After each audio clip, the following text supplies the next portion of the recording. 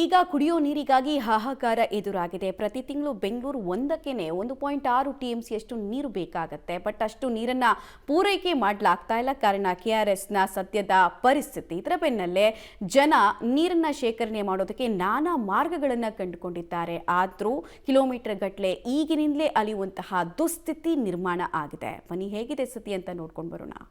ಬೆಂಗಳೂರಿನಲ್ಲಿ ಕುಡಿಯುವ ನೀರಿಗೂ ಕೂಡ ಹಾಹಾಕಾರ ಶುರುವಾಗಿದೆ. ಜನ ನೀರಿಗಾಗಿ ಮುಗಿಬೀಳೋದಕ್ಕೆ ಮುಂದಾಗಿದ್ದಾರೆ. 5 ರೂಪಾಯಿನ ವಾಟರ್ ಪ್ಲಾಂಟ್ಗಳಿದ್ದಾವೆ, ಅಲ್ಲಿ ಜನರ ಸಂಖ್ಯೆ ಈಗ ಹೆಚ್ಚಾಗ್ತಿದ್ದೇವೆ. 1 ಕ್ಯಾನ್ಗಳನ್ನು 2 ಕ್ಯಾನ್ಗಳನ್ನು ತರ್ತಾ ಇದ್ದವರ ಸಂಖ್ಯೆ ಈಗ ಹೆಚ್ಚಾಗ್ತಾ ಇದೆ.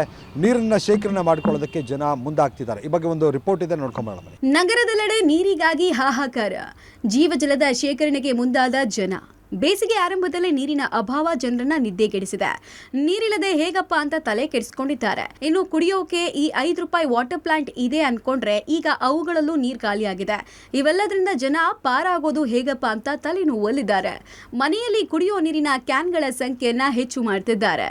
ಸರ್, ಮೊದಲು ವಾರಕ್ಕೆ 1 ಕ್ಯಾನ್ ಆಗೋದು. ಇವಾಗ ಬೇಸಿಗೆಗಲ್ಲ, ಎಲ್ಲೂ ಮನೆಯಲ್ಲೂ ನೀರು ಬರ್ತಾ ಇಲ್ಲ. ಮೊದಲು ಒಂದು ದಿವಸ ಬಿಟ್ಟು ಒಂದು ದಿವಸ ನೀರು ಬರೋದು, ಕಾವೇರಿ ನೀರು ಬರೋದು. ಇವಾಗ ಬರ್ತಾನೆ ಇಲ್ಲ. ಸೊ ಹಂಗಾಗಿ ನಾವು ಏನು ಮಾಡ್ತಾ ಇದ್ದೀವಿ ಅಂದರೆ 2 ಕ್ಯಾನ್ ತೊಗೊಂಡು ಹೋಗ್ತಾ ಇದ್ದೀವಿ. ವಾರದಲ್ಲಿ 2-3 ಸತಿ ತೊಗೊಂಡು ಹೋಗ್ತೀವಿ ಸರ್. 2 ಕ್ಯಾನ್ ಮನೇಲಿ ಸ್ಟಾಕ್ ಇಟ್ಕೊಳ್ತಾ ಇದ್ದೀವಿ ಸರ್. ನೀರು ಕಡಿಮೆ ಆಗ್ತಾ ಇದ್ದಾವೆ. 5 ರೂಪಾಯಿ ವಾಟರ್ ಪ್ಲಾಂಟ್ಗಳಿಗೆ ಮುಗಿಬಿದ್ದ ಜನ. ಹೌದು, ಬೇಸಿಗೆಗೆ ಮೊದಲು 1 ಕ್ಯಾನ್ ಹಿಡಿದು ಬರ್ತಾ ಇದ್ದವರು ಈಗ 3-4 ಕ್ಯಾನ್ಗಳಲ್ಲಿ ನೀರು ತೆಗೆದುಕೊಂಡು ಹೋಗ್ತಿದ್ದಾರೆ. ನೋಡಿದ್ರಲ್ಲ, ಜನರಿಗೆ ನೀರಿನ ಆತಂಕ ಯಾವ ಮಟ್ಟಿಗೆ ತಟ್ಟಿದೆ ಅಂತ. ದಯಮಾಡಿ ಕುಡಿಯೋ ನೀರಿಗೆ ತೊಂದರೆ ಆಗದಂತೆ ವ್ಯವಸ್ಥೆ ಮಾಡಿ ಅಂತ ಪಬ್ಲಿಕ್ಸ್ ಮನವಿ ಮಾಡ್ತಿದ್ದಾರೆ.